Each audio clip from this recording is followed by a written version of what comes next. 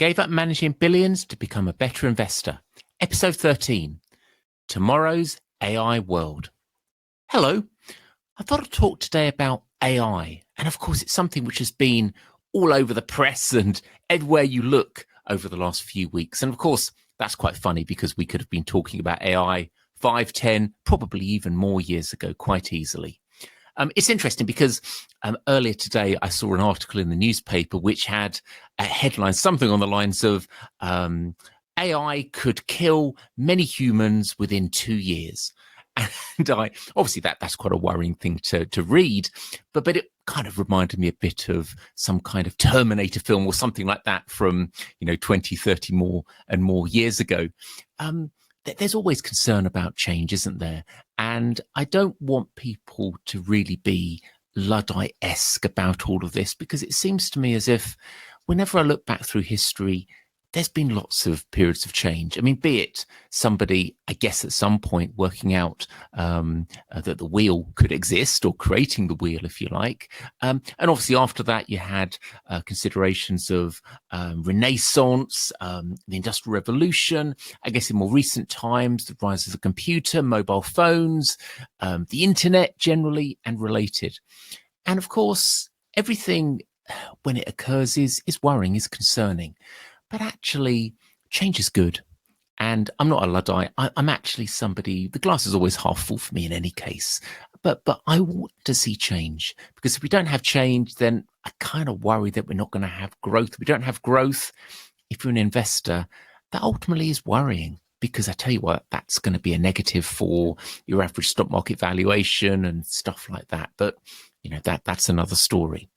Bringing it back to sort of AI and related, it's funny, isn't it? And I'll talk a little bit about China and different perceptions towards how the next 5 or 10 years may play out. But as I was thinking about sort of Luddites and matters concerning Industrial Revolution and stuff like that, it reminded me of a story by, or at least a set of comments from Maynard Keynes, the famous economist.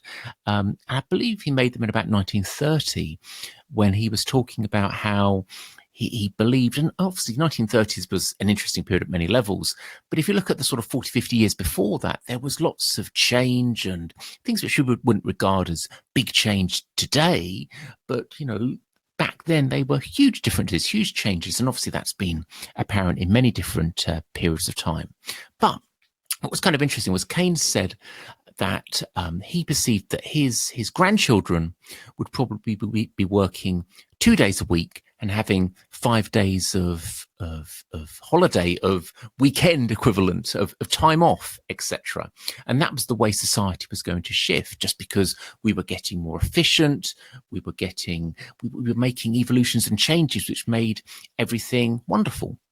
And I don't know, I mean, Keynes is a smart guy, and clearly he's still influential at many levels today. But obviously on this particular point, I'm still waiting for that kind of 2 5-day week rather than something more akin to the 5-2 week, which we're all more used to.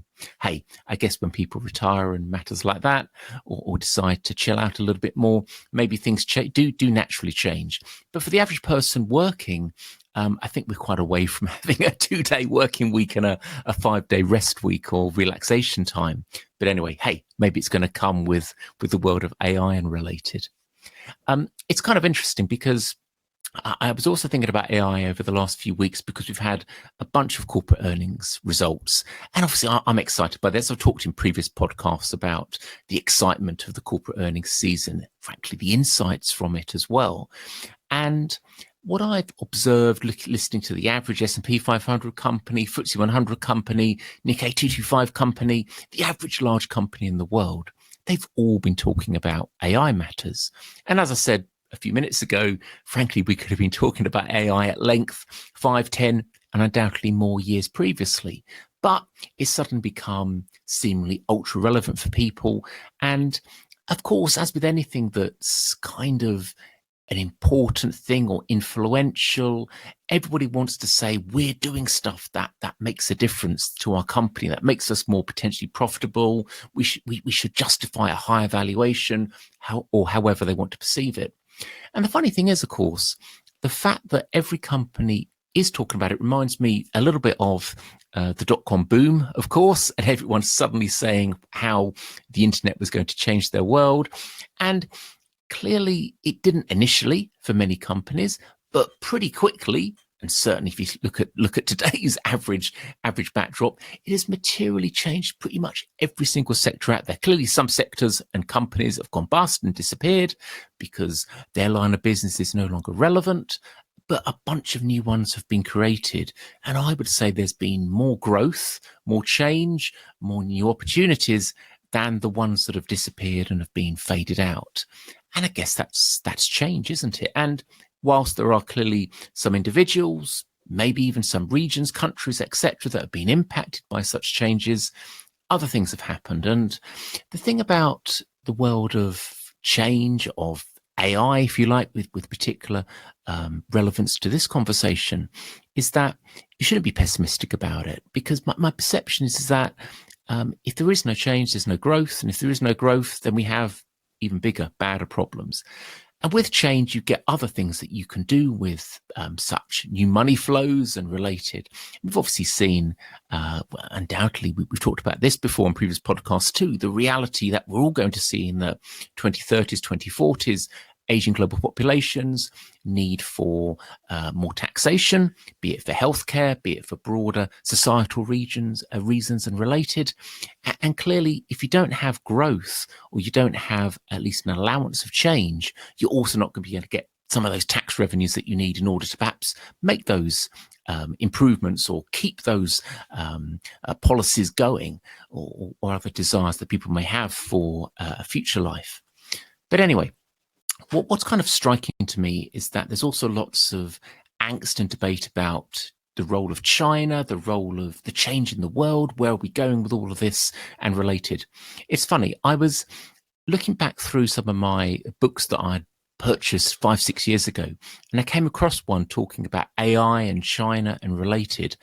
And it was a fascinating book. And it said back then that by 2030, it is likely that China will be the leading AI country. Well, that was a pretty good prediction, because my guess is probably 2025, China is going to be the leading AI country. Is that something to kind of worry about? We've certainly seen a lot of angst from politicians, particularly in the States, a little bit in Europe, about the changing world. And clearly, broader investors have observed that people are becoming more anxious because of geopolitical change and related. And as I've talked about before on podcasts, honestly, this is not something to be concerned about. My observation is, and you particularly see this from a UK perspective, is that the average FTSE 100 company, the aforementioned S&P 500, Nikkei 225 company is inherently global. That is what the average larger company is. I do agree not every single one is, but most are. And if you look, and you can see this by the number of leading CEOs and CFOs deciding to not just only go to China, but to go to India, to parts of South America, to parts of Africa, other broader parts of Asia, etc. There's a requirement and a desire and a need, if you like, at a certain level to engage with such areas. And I think it's kind of the same with AI matters. Am I concerned that China is, I think, probably pretty likely to be the leading AI country today? Am I concerned about that? Not particularly. I would be more observed if the UK and the States and other, if you like, senior developed G7 economies or regions were not interested in AI, not interested in pushing their scope and capability in that area too. Because frankly, that is how a general society progresses. And I think that is what's happening. Let's face it, Silicon Valley, still a smart place. Even parts of Europe can show some quite striking technological development and change too. I tell you what's also apparent about Europe is that we will also be doing something else which is important for the AI shift. And a bit like every single major change or revolution, business revolution, if you like, economic revolution, you also end up with sort of a kind of a desire, a need for regulation, for appraisal, for in some cases some limitations being put in. Not the fact that the growth is turned off, but that certain matters are not going to be allowed or going to be taxed or regulated and related. And actually, I think that when I look at other examples, Europe's a bit smarter and quicker at doing that than maybe the States, which is a little bit more laissez-faire, which is good at a certain level. Silicon Valley being the best example of that, of course, over the last few generations. But you kind of ultimately needs to be in favor. And I'm not surprised to see, I saw Elon Musk was talking about the need for regulation and control and restrictions on AI, which kind of struck me as intriguing, given that on multiple other matters he's been sort of clearly hugely revolutionary and as a change, a source of big change and everything. And clearly he's engaging fully with the aforementioned leading emerging markets of this world, the Chinas, Indias, and related, as are you're seeing from an Apple and multiple other senior US companies too, in slight difference to perhaps what the US government is kind of thinking about China. Although, as I've talked before in previous podcasts, despite all the political rhetoric and related, I think all countries realize that trade is smart. And if you don't trade, that is not good, be it if you're the exporter or the importer. And frankly, that's another reason that I'm optimistic about the world. The glass is half full because people realize, particularly in a world of Asian populations, sadly rising debt levels or borrowing and related, and obviously still some notable geopolitical matters and challenges, it's smarter for people to trade, to have those links. And thank goodness we have still seen generally an expansion of global trade still occurring out there. Anyway, back to AI and AI matters specifically. Am I super concerned about China on this front? Absolutely not, because my observation is that ultimately, even if China sort of develops some AI angles which are super smart and super revolutionary and super impactful globally, my guess is the world of regulation will kick in. It won't be that there'll be a sort of an inability to understand what this system is doing or saying, because frankly, if that was true, then I would kind of be concerned about a multitude of other things that have occurred in the world with other great innovations, computers, mobile phones, and related. And we seem to have kind of been all right on that front in terms of understanding. Ultimately, I agree it doesn't happen immediately, but ultimately, or actually reasonably quite quickly, what some of those restrictions need to be, or perhaps what we shouldn't really be allowing, and what we're kind of comfortable with. The second aspect, of course, is that great innovations and changes, ultimately, irrespective of where they come from, it leads to multiple other changes. And that's what makes me super excited about AI. The fact that it's not just a bit like what we've seen with the internet and mobile phones and computers and whatever else, is that it ultimately impacts all sectors, and it impacts on a positive overall fashion. I know people worry, my goodness, am I going to have a job? Is this going to impact my day-to-day living? Is it going to change countries and related? Again, we had all of these discussions at times of industrial revolution and the Renaissance, let alone some of the more recent computer and technological related shifts that we've had. I think we'll be fine. I mean, it's kind of interesting, isn't it? The world shifts and changes all the time. I was in a bank a few weeks ago for the first time in absolutely ages, and I was actually trying to put a check in my bank account. It wasn't a lot of money, and I was frustrated that it had been sent to me as a check, because it'd been an awful lot easier to have sent it just in something in electronically or whatever. And it was funny. I struggled to kind of work out how to sort of get this check paid in, and the lady at the bank said to me, "Yeah, we have 2 or 3 people like this a day. You've all probably used checks 10 years ago, 15 years ago quite happily, but now it's just this old system that you're all struggling with and not quite sure how to do." And it's just a change which actually overall I wish could happen 100%, because if it could happen 100%, I would not be hassling myself a few weeks ago in the bank, but I'd also be kind of thinking that that those sorts of shifts would have made an awful lot more sense. And this is why I'm not scared or by change or anything else. Here's some other aspect that I thought about. And the reality is that irrespective of the influence, the magnitude of AI and related and associated matters, I've got two general observations about change. The first is that the thing is, and I see this really, I guess, from an investment perspective, we use AI-related matters all the time. And I'm not saying this from my own perspective. Suddenly, I'm a big user of ChatGPT or whatever other sources of AI angles, or the multitude of ones that frankly have been there for many years. We've probably all at some point used AI in some interaction, perhaps to make a complaint about something or get some kind of bit of information or data or an update from somebody or upload something online or whatever. There's probably some bit of probably pretty minor bit of AI there already working on behalf of us. We're probably not realizing it. But obviously that's going to become much more relevant over upcoming times. And we're all going to become a bit like using a mobile phone or the computer or an online bank or whatever it might be, a lot more comfortable with it. But the other aspect is that, honestly, a bit like investment, where that kind of quantitative side, you use computers because it's a lot more efficient than me trying to work out a bunch of, EV ratios or whatever, or whatever certain complex numbers in a company is, or what it means in terms of ratios and related factors. But the thing is, as I've talked about before on this podcast, the key for me is the qualitative side. That is the key for any investor. It's not the quant side. That's nice and it plays a role and everything else. But the qualitative analysis is where you can really make an impact, really make a difference.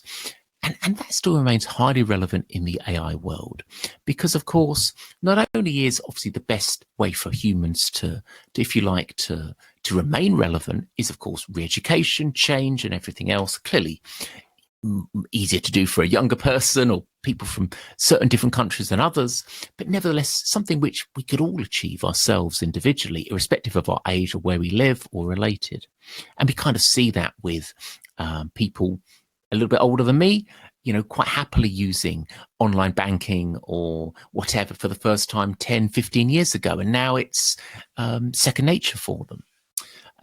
Similarly, when I remember when I went to China and saw and this was, my goodness, a decade plus ago, and saw their capability to use not cash, not even credit cards, but money on their phones.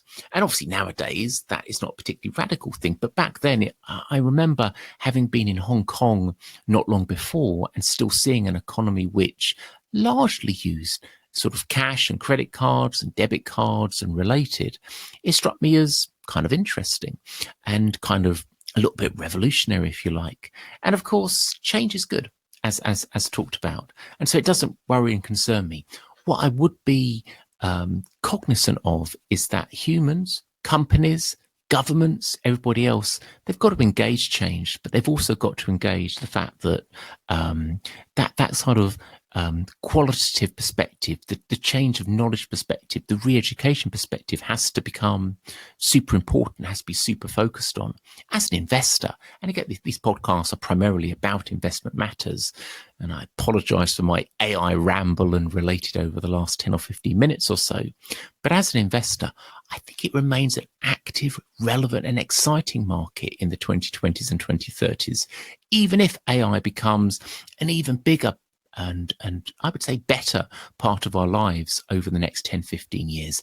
And that makes me excited. The fact that I don't need to do quite as much base analysis, it can be kind of produced for me, and some appraisal of it can even be given to me. I heard somebody say to me the other day that it was helping them write a letter to an investment client of theirs, which they perhaps couldn't find the right words for themselves. But in terms of those higher level insights, those thoughts which perhaps some immediate insights from perhaps the history of interacting with that client, the history of that company, the sort of perceptions of how somebody has kind of reacted to a question that you've asked, the answer they've given and everything else. Sure, an AI machine could try to answer all of that, but maybe that kind of savvy world of the human, I think it still has relevance. Sure, computers frankly beat the chess grandmasters years and years ago. So I wouldn't worry so much about a machine or an AI bot or whatever you want to call it being theoretically smarter and ultimately more able to pick up a certain specific answer to something. What I'd worry about more is that when you have that immediate reaction to a sort of an unusual range of insights, of thoughts and everything else, different interpretations you need to make, I think humans remain still very relevant.